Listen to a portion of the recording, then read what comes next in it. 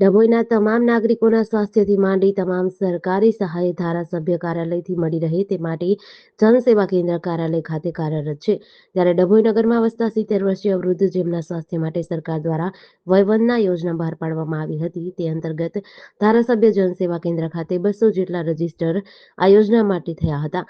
ધારાસભ્ય શૈલેષભાઈ મહેતાના વરદ હસ્તે આજે તમામ વયોવૃદ્ધને કાર્ડ વિતરણ કરવામાં આવ્યું, જેના થકી સરકારી આરોગ્ય સહાય 70 વર્ષના વડીલોને પણ મળી શકે. આ પ્રસંગે નગરપાલિકા પ્રમુખ બિરેન શાહ, ડોક્ટર સંદીપ શાહ, શહેર પ્રમુખ દીક્ષિત દવે વગેરે ઉપસ્થિત રહ્યા હતા. દર્ભાવતી નગરમાં અને દર્ભાવતી તાલુકાના 70 વર્ષ કરતાં વધુ ઉંમરના વડીલો માટે વયવંદના કાર્ડની જે યોજના સરકાર તરફથી આવી છે,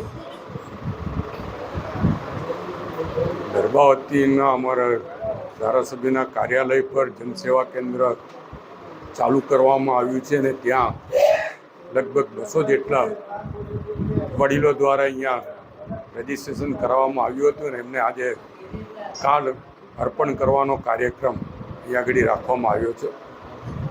આનાથી સરકાર દ્વારા 5 લાખ રૂપિયાની સારવાર મફતમાં કરી શકાય અને વડીલોને જે સમસ્યાઓ શારીરિક સ્વાસ્થ્ય માટેની હોય એમાં સરકાર દ્વારા મદદરૂપ થવાય એવા ઉમદા ઉદ્દેશથી માનનીય વડાપ્રધાન નરેન્દ્રભાઈ મોદીએ આ યોજનાનો અમલ કરવાનું કીધું અને ગુજરાત સરકાર તરફથી પણ એમાં સહયોગ આપવામાં આવે છે અને દરેક તાલુકા પ્લેસ પર આ કાર્ડ કાઢી આપવામાં આવે છે.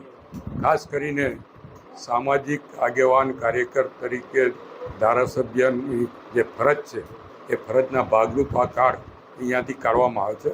આપના મારફત ડભોઈ નગર તાલુકાના નાગરિકોને જણાવવાનું કે જેને પણ આવી યોજનાઓનો લાભ ના મળતો હોય, ના લીધો હોય, અહીંયા કાર્યાલયનો સંપર્ક કરો.